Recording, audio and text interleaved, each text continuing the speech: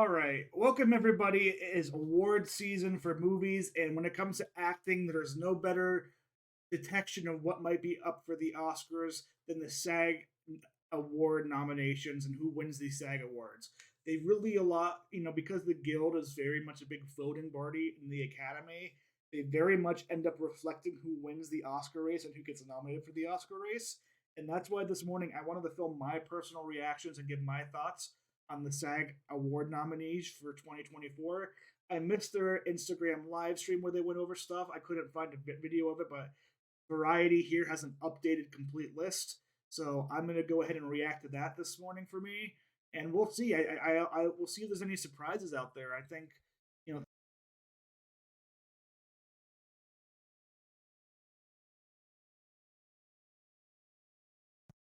Oh, let's see. I think I might have. Hello. Okay. Things that might end up being an issue overall. I think you're looking at um, past lives. I think Greta Lee might get a nomination, but besides that, I don't know if anything else is going to happen in SAG. I don't see an ensemble.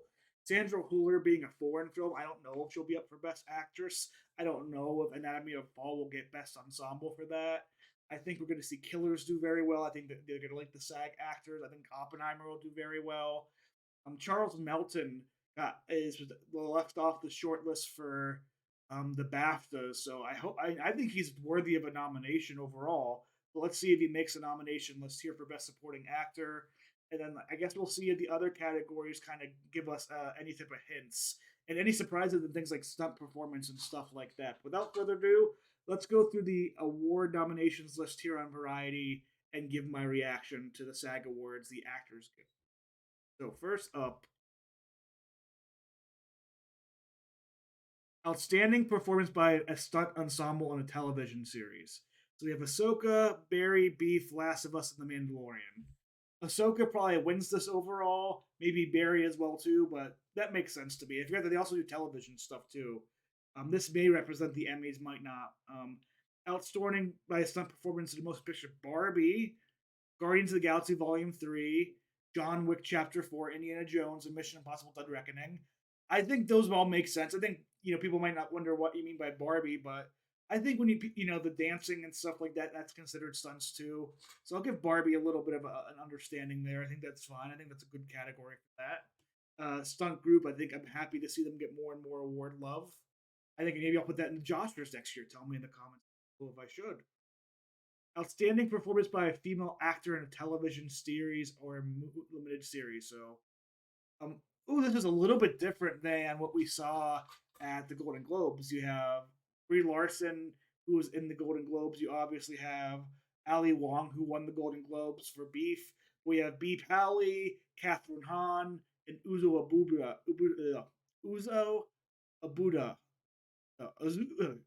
I apologize. Uzo Aduba for Painkiller. I butchered their name. I'm so sorry for that. If you ever do watch or anybody else is upset at me for that, that was intentional.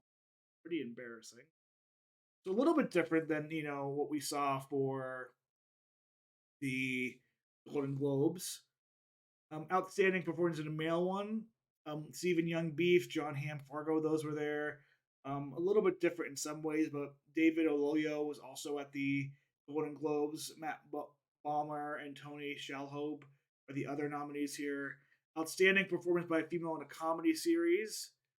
This is a little bit different. It's kind of similar. Hannah Waddington, Io Abdi, Io Edibiri, and Quinta Brunson were obviously all there for the Golden Globes. Io winning. We have a couple Mrs. Maisel actresses being nominated: Alec Borstein and Rachel Brosnahan. I'm looking at the outstanding actor category here for comedy series. You have pretty much everybody that was nominated for a Golden Globe besides Brent Goldstein. Obviously, Eban was more in the supporting category for the comedy series, but they only really do one category here, and he's well deserving of an outstanding acting nom in comedy.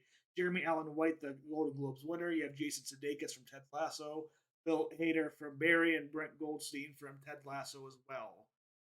Uh, Outstanding ensemble for a comedy series. You have almost everything here. I mean, we didn't see any of the Only Murders people get nominations, so that's interesting. No Martin Short, no Selena Gomez, no Meryl Streep, um, which is no Steve Martin. But they got the ensemble cast. We also have The Bear, Barry Elementary, and Ted Lasso. So these are five great comedy series with five great castings in them and big casts. So those are going to be kind of the leaders. I imagine that The Bear will be likely leading this, or Abbott Elementary. I think it's going to be one of those two overall.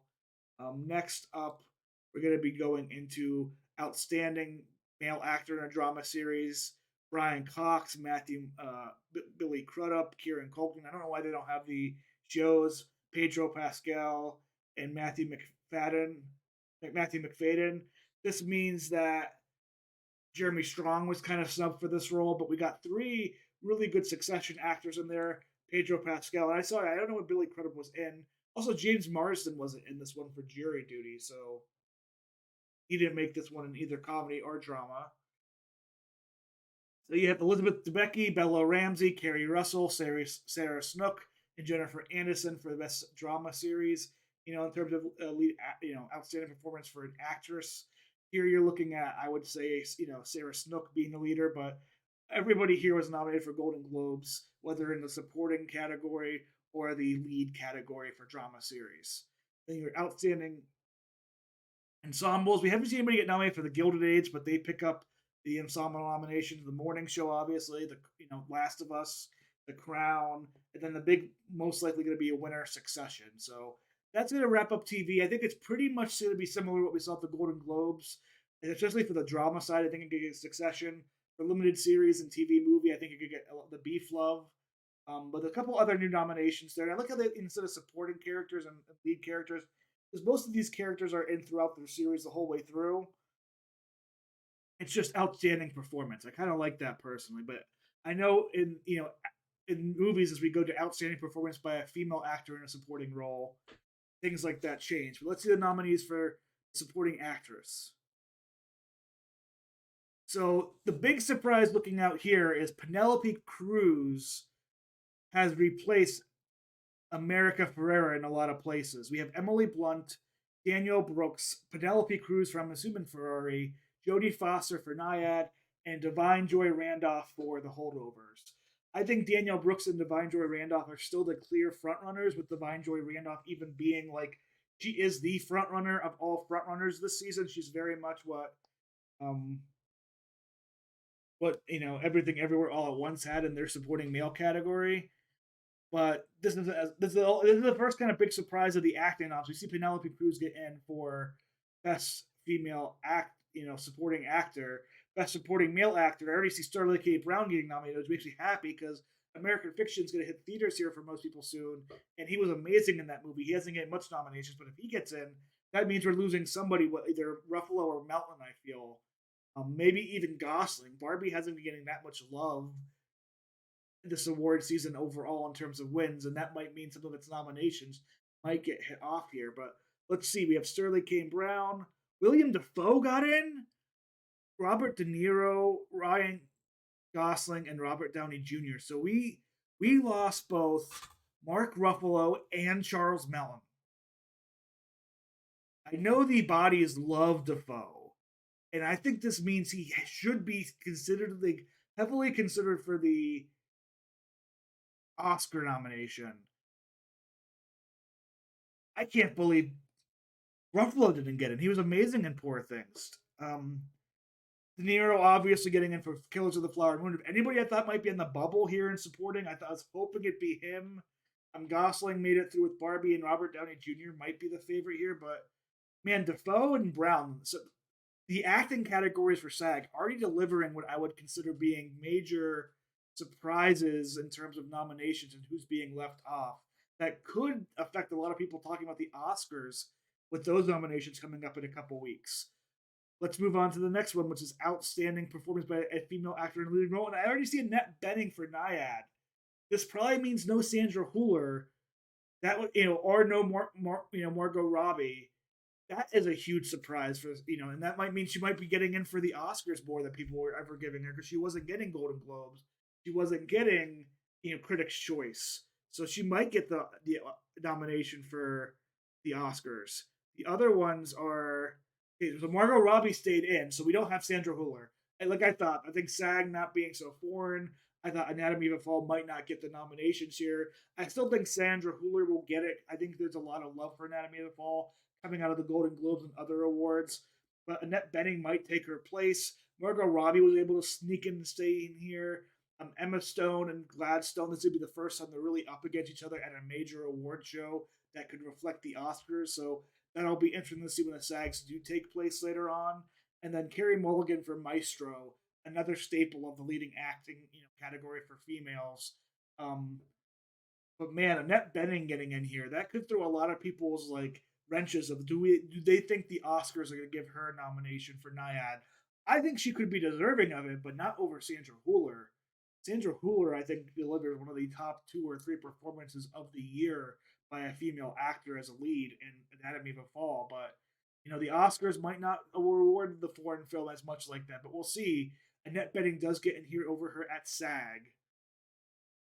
Also means Natalie Portman in May December seems to be being shut out. I'd be surprised if it's up for an ensemble.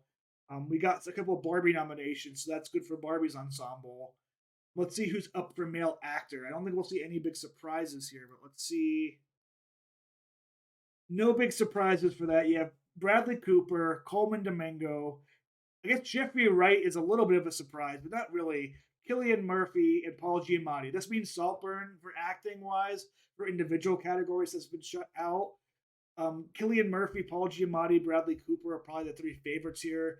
I wouldn't count out Jeffrey Wright or Coleman Domingo. American Fiction picked up a nomination for Sterling K. Brown, so clearly the SAG award body does like that movie.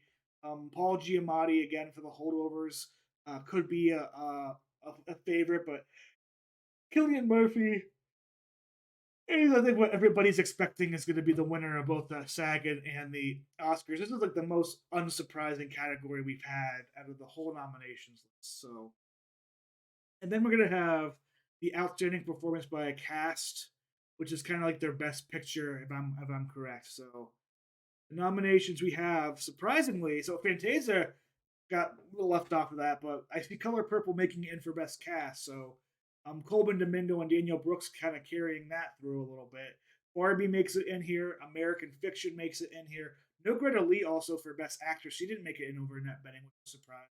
And I'm saying that because I see No Past Lives and a performance by a cast. American Fiction, Barbie, Color Purple, Killers of the Flower Moon, and Oppenheimer. And that actually, as I say, Killers of the Flower Moon, I now realize DiCaprio didn't get the nomination for leading role.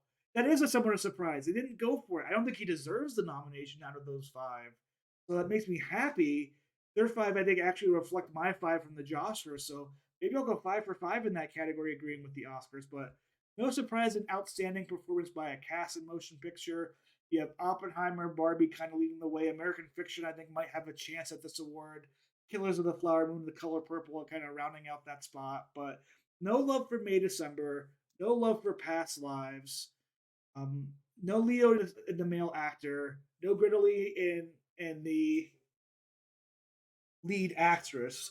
And then no Charles Melton, no Mark Ruffalo for lead actor. That's a surprise, I feel. Especially Ruffalo. Putting Defoe over Ruffalo seems